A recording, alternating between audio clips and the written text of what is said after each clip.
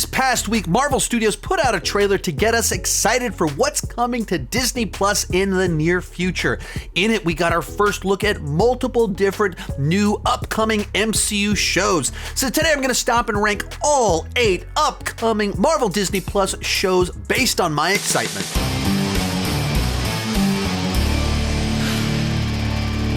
While I'm talking, be sure to join me down below in the comment section. Let me know your ranking of these shows based off of excitement.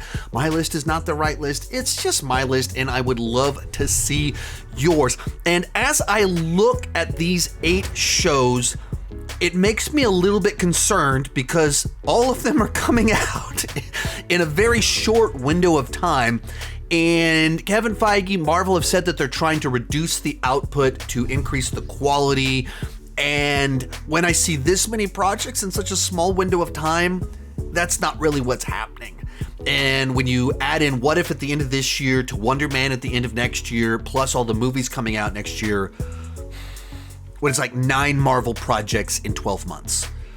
That's not reducing the output. That's not reducing the quantity.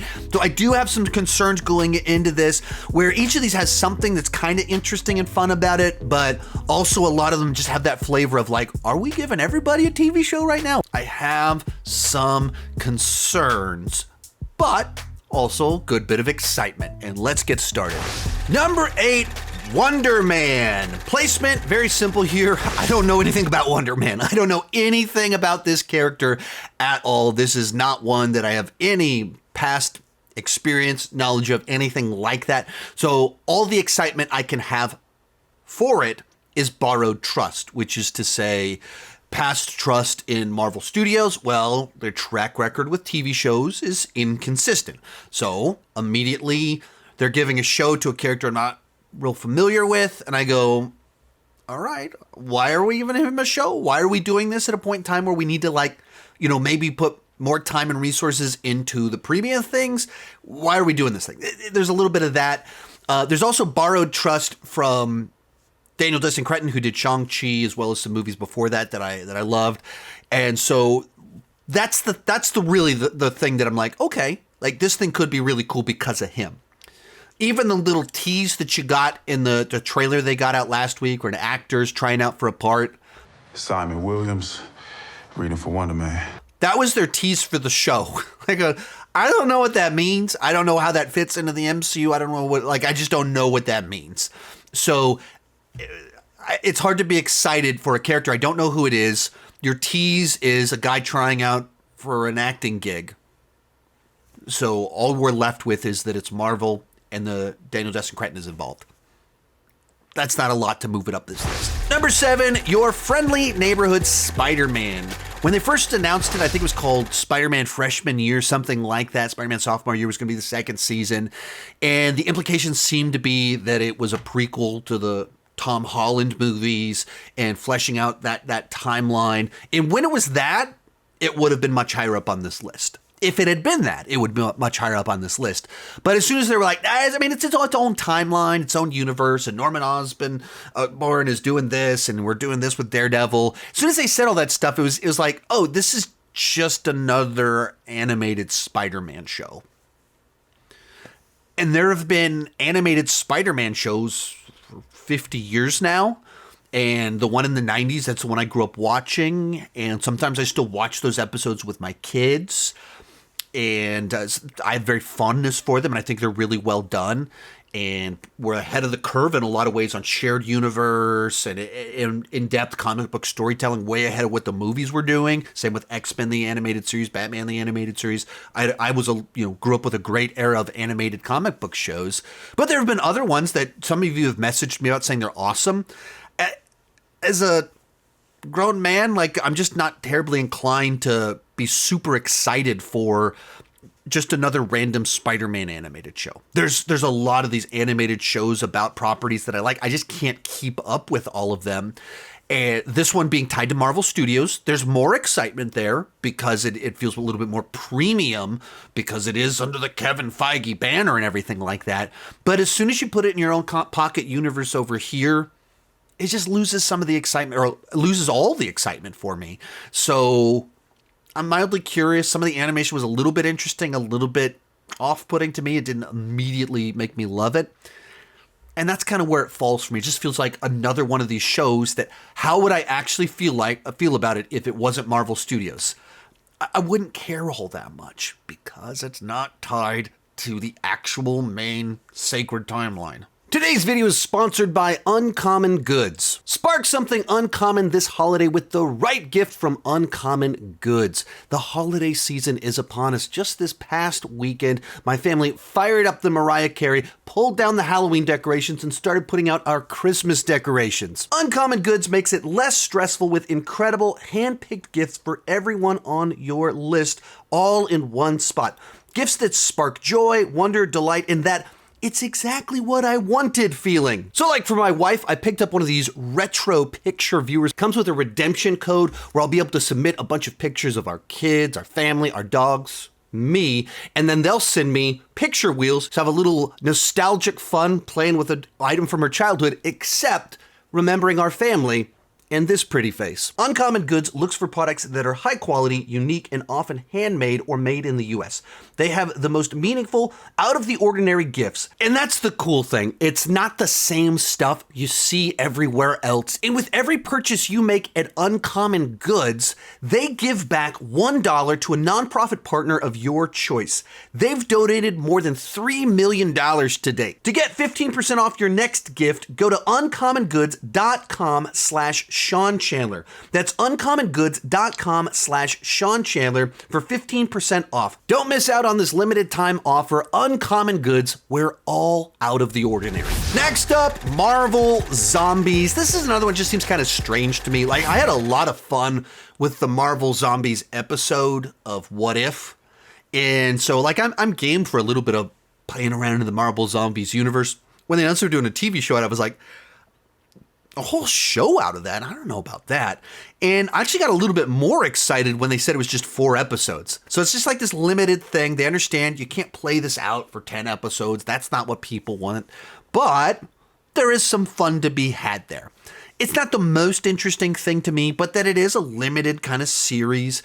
I don't know if it'll be serialized, so it's like essentially Marvel Zombies, the movie, broken up into 4 30-minute episodes. Maybe it's going to play like that.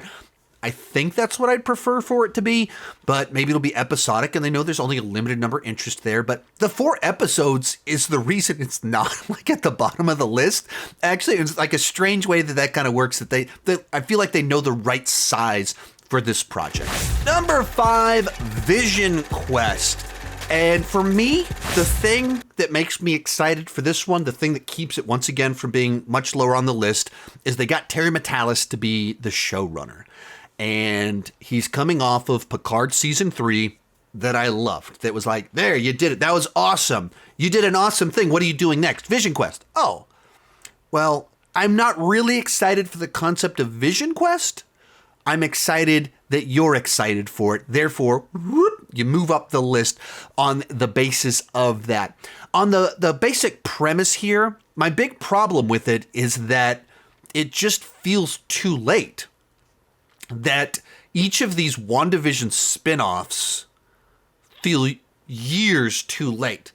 If Agatha had come out the year after WandaVision, I think I would have been more excited for it, and I think I would have been more interested in it because it would have felt like we're playing something out rather than almost this reactionary like, oh, people liked Agatha, let's follow that up. And in the case of Vision Quest, by the time that this show comes out, it will have been 5 years, 5 of them, since Vision flew off. To the extent that like you feel like you've forgotten that happened. That like this little dangling thread that there's a version of Vision out there for 5 years. That's weird. 5 years. That's like, I can't fathom like handling things in such a weird way that aren't events. Like coming back 5 years later for something that people are really excited about, then it's like an event that it's returning. But it's like, oh yeah, White Vision, the one at the end, the machine that was still there that kind of got redeemed at the end of that episode that a lot of people thought was lackluster. He flew off. I wonder what he's doing. Now we have a show about it 5 years later. That's so weird. I don't know that WandaVision was a great foundation for a series of like all these spin-offs. So it's just like the way they've handled this is so peculiar.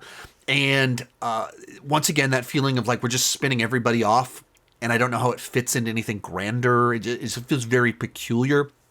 But if the guy that made Picard Season 3 is excited about it, I've got some excitement. Number 4, Ironheart. This is one where I have a number of pretty significant conflicting feelings. I found the character fun enough in Wakanda Forever. I went, oh, cool. All right, if this is what the character is, we're going to do a show about this kind of like local but person in robot suit. I'm down for that. Like, I'll give that a shot. Yeah, let's have some fun with that. But there's a couple of other things here that I go, oh, that's a red flag. The big, gigantic one. They shot this show before Wakanda Forever came out. Wakanda Forever came out 2 years ago. And it doesn't come out for another year.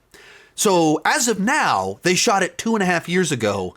So that's a gigantic red flag of like, ooh, it's not a good sign when you shoot something for your major studio and leave it on a shelf for years.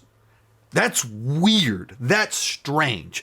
And maybe when we find out the plot to it, there's like an explanation that ties in that it's designed to like take place right after Wakanda Forever, something like that, and someone was aging. And maybe there's some plot explanation about people aging that like would explain doing something so peculiar as a studio like that sitting on a show for 3 years. You literally promoted it in your sequel to $1 billion film. It is one of our highest grossing Phase 4, Phase 5 movies, and you promoted this character, this show in that movie, and then the show doesn't come out for 3 years afterwards. That's peculiar. That's like one of these recurring themes of there's just so much going on with Marvel that the follow-ups to things are so delayed that by the time this comes out, like, who's Ironheart? Oh, remember how there was the college student in the robot suit in Wakanda Forever? Like, oh yeah, that did happen, didn't it? Now she has a TV show. It just feels so random and weird.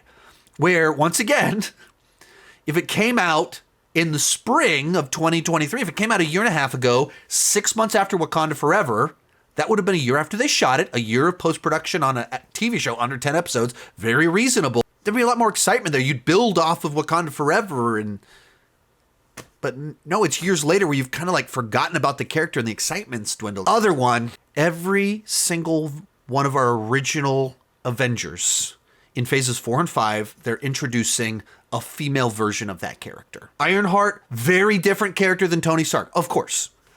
They're also both characters in a robot suit. It's very lazy to take every single one of your stars and go, now let's do the girl version. Not noticing the pattern and being like, no, like you can't say that. Like you just don't like female-led projects. It's not that. It's lazy creative planning to just flip everything, gender swap everything. It just is. So I like the character. I'm optimistic because I thought she was kind of fun and I like robot suit shows and characters. But there's red flags. Then we have Eyes of Wakanda, and as the title would indicate, it is a show exploring Wakanda through a number of eyes, and I'm down with it. That's one of the things that I think you can do with these Marvel Disney Plus shows, where you take the things that are interesting in the world of Marvel and it give us more time exploring it. In the case of Wakanda, one of the things that made Black Panther really cool was the world building with this Afro-futuristic nation with a dense history of past Black Panthers, of everything that they were doing with vibranium. There's more stories to tell, and Disney Plus provides ways to do that aren't just classic TV shows, classic movies. And that's what it seems like we're getting with this. This is another one that's only 4 episodes, so I'm not sure exactly what that means. But Wakanda is a place, a setting, a set of characters where there's more to explore in its own kind of realm. And it's like that for me is what's interesting about it. Of this is the stuff where I think it can shine rather than let's find random other character over here, some of this other stuff of like, let's build out a pocket. And like, no. You've already introduced a bunch of interesting worlds that I'd like to spend a little bit more time in, but I don't necessarily need a bunch of movies about it. So what can we do to make that happen? And that's what this feels like. Our runner-up, What If? As I've said many times before, I enjoy What If. I grew up reading the comics and just found kind of these alternate universes fascinating. It's just fun to play around like that. It's very much taking all your toys and playing with them in the sandbox together and changing the parts. Like when I was growing up, I would take my G.I. Joes apart. There's a screw in the back and you could unscrew it.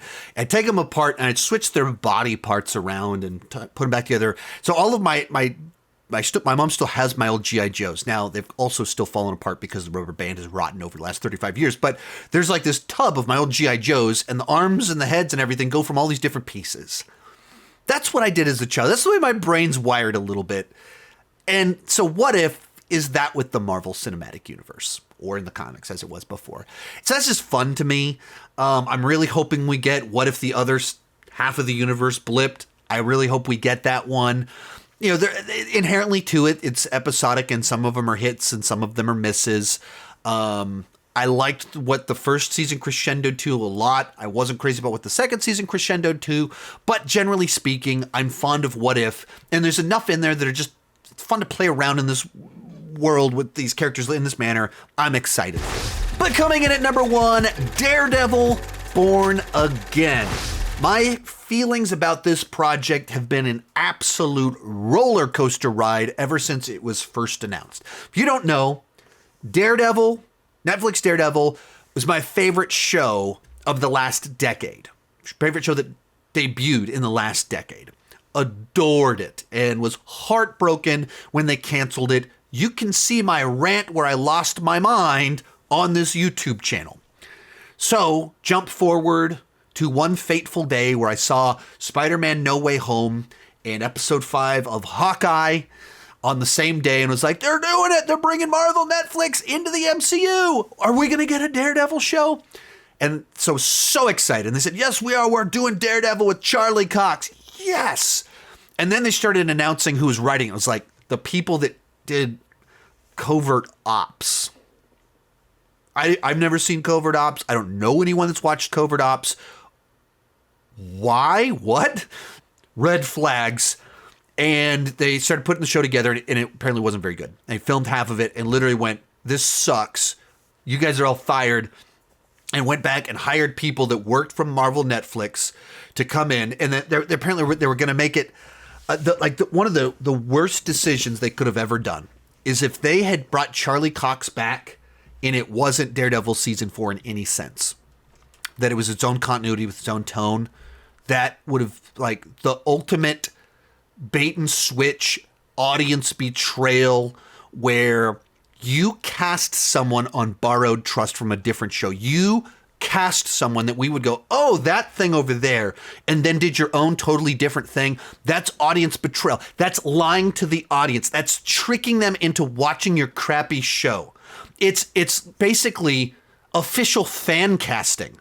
Who people love to play Daredevil? The guy that played Daredevil. I mean, we're not doing that show, but we're doing our own thing. And that's what they almost did. They literally wrote it and shot half of it.